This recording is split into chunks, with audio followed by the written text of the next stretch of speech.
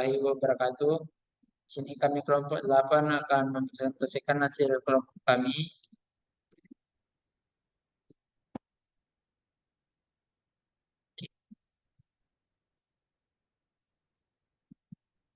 Sebelum itu kami akan memperkenalkan kelompok kami.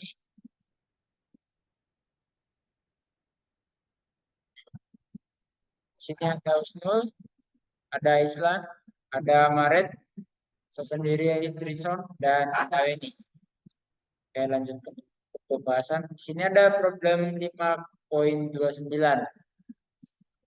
Sebuah artikel dalam jurnal pengujian dan evaluasi selidiki efek dari siklik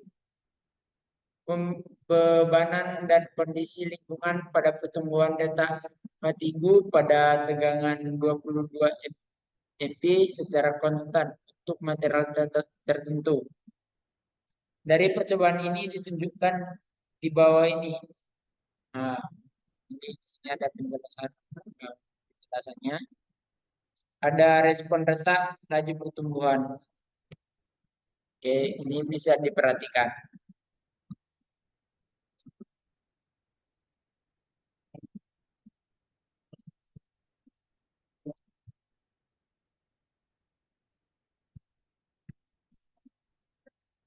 Oke. Nah, di sini ada beberapa poin-poin analisis data dari percobaan ini gunakan alfa sampai dengan 0,05. Menganalisis residual dan ulangi analisis dari bagian A dan B dengan menggunakan Ln atau I sebagai respon. Oke, sini ada jawabannya. Untuk bagian A, berdasarkan hasil analisis data, faktor utama yang mempengaruhi laju retak Fatigu adalah frekuensi dan lingkungan serta terdapat interaksi signifikan antara keduanya. Hal ini menunjukkan oleh nilai F yang tinggi pada ketiga faktor tersebut. Di sini ada 27.28, ada 15.78 dan 6.51 berturut-turut. Dengan p-value lebih kecil daripada 0,5 yang mengidentifikasi bahwa semua faktor signifikan.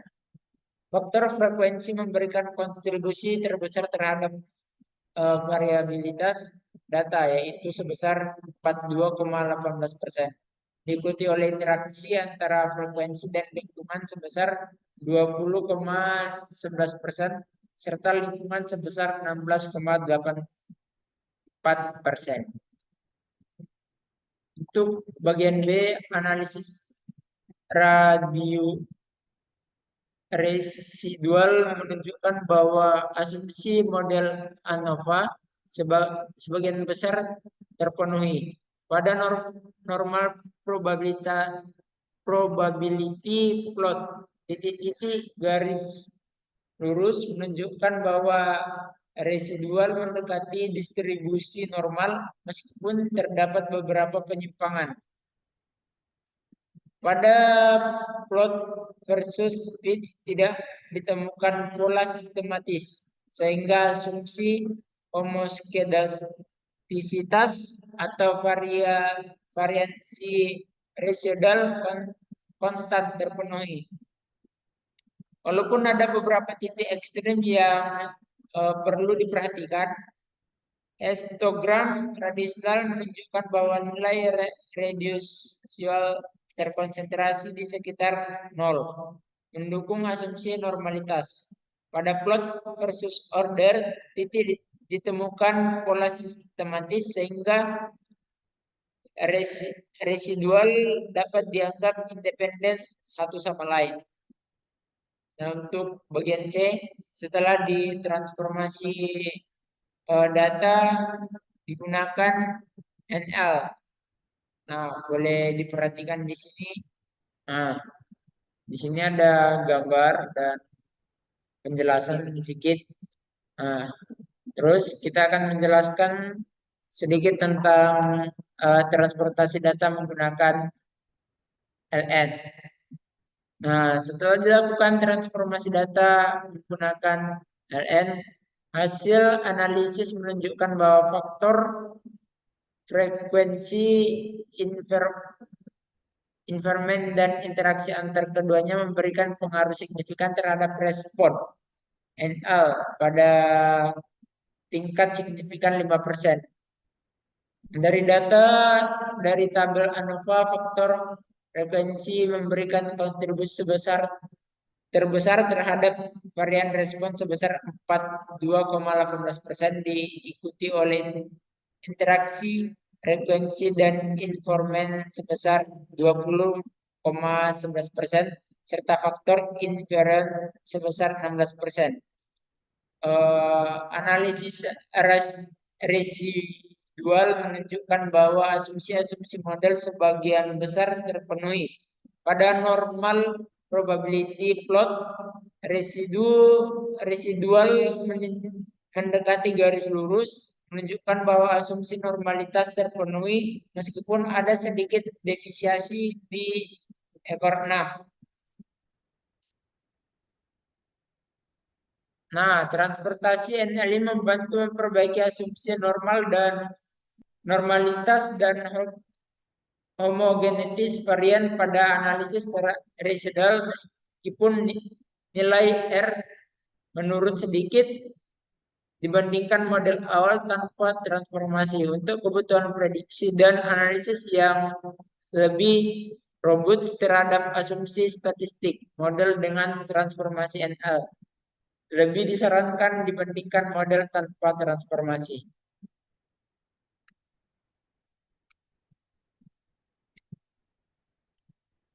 Oke, di sini ada problem 5.30 yang akan dilanjutkan oleh teman saya.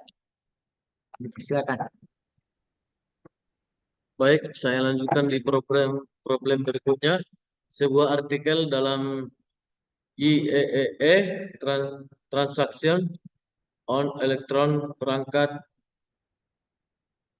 tahun November 1986 halaman 1754 menjelaskan sebuah studi tentang polysilicon doping. Eksperimen yang ditunjukkan di bawah ini adalah variasi dari mereka belajar. Variabel respon adalah arus basis.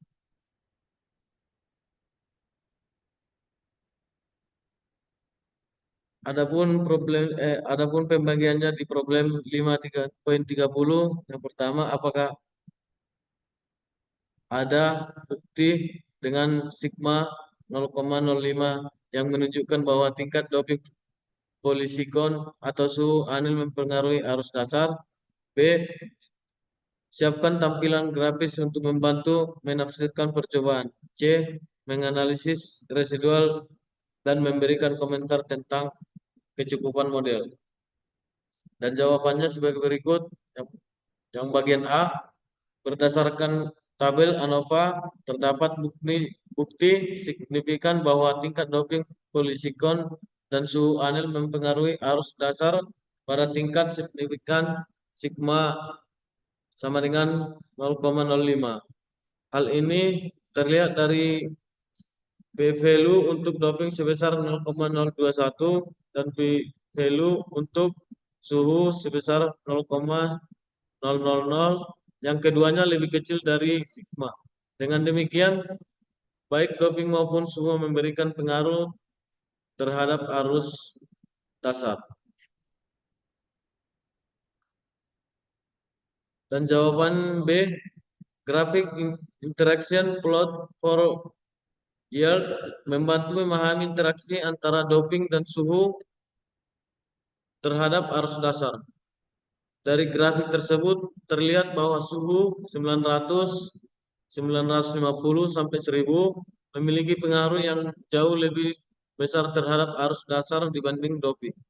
Selain itu, garis-garis yang hampir sejajar menunjukkan bahwa interaksi antara faktor doping dan suhu tidak terlalu signifikan. Dan jawaban bagian C berdasarkan plot residual asumsi-asumsi dalam model memenuhi dengan baik.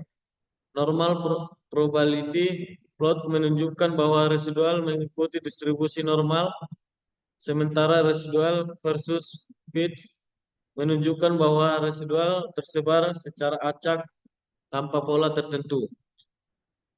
Histogram residual mendukung asumsi normalitas dan residual versus order menunjukkan tidak adanya pola yang mengindikasikan pengaruh waktu atau urutan eksperimen. Oleh karena itu, model yang digunakan memadai untuk menganalisis data ini. Oke, saya akan melanjutkan problem 531. Di sini ada sebuah percobaan yang dilakukan untuk mempelajari masa pakai dalam jam dari dua merek baterai yang berbeda dalam tiga perangkat yang berbeda, yaitu berisikan nada radio, kamera, dan pemutar DVD portable. Percobaan faktorial dua faktor yang sepenuhnya acak dilakukan menghasilkan data sebagai berikut. Dapat dilihat datanya di sini ada radio, kamera, DVD player. Untuk pertanyaannya yang pertama, menganalisis data dan menarik kesimpulan dengan menggunakan alfa 0,05. Yang B, selidiki kecukupan model dengan memplot residual. Yang C, merek baterai mana yang akan Anda rekomendasikan? Di sini saya akan menjawab untuk yang A. Berdasarkan hasil analisis menunjukkan bahwa terdapat perbedaan yang signifikan dalam masa pakai rata-rata antara merek baterai A dan B. Yang p-value-nya itu ada 0,022. Selain itu, jenis perangkat juga mempengaruhi masa pakai rata-rata secara signifikan, p-value 0,0001. Namun tidak ditemukan adanya interaksi yang signifikan antara merek baterai dan jenis perangkat. Karena di sini p-value-nya 0,643, yang artinya pengaruh merek baterai terhadap masa pakai tidak bergantung pada jenis perangkat yang digunakan. Untuk jawaban yang B, berdasarkan analisis residual, model yang digunakan memadai. Plot probabilitas normal menunjukkan bahwa residual berdistribusi normal. Plot residual terhadap nilai yang diprediksi tidak menunjukkan pola tertentu, sehingga asumsi homoskedastisitas terpenuhi. Histogram residual mendukung asumsi normalitas, dan plot residual terhadap urutan data tidak menunjukkan efek sistematik. Oleh karena itu, model ini cukup untuk menganalisis data tersebut. Untuk jawaban yang C, berdasarkan hasil analisis yang tadi, maka merek B direkomendasikan karena masa pakai rata-rata yang lebih tinggi dibanding dengan merek A. Efek utama merek baterai signifikan secara statistik, dan merek B menunjukkan performa yang lebih baik pada semua jenis perangkat. Oke, baik, mungkin itu saja presentasi tugas yang ke-6 dari kelompok 8. Saya sendiri, Ailan Dwi Batama, mengakhiri presentasi ini. Terima kasih. Wassalamualaikum warahmatullahi wabarakatuh.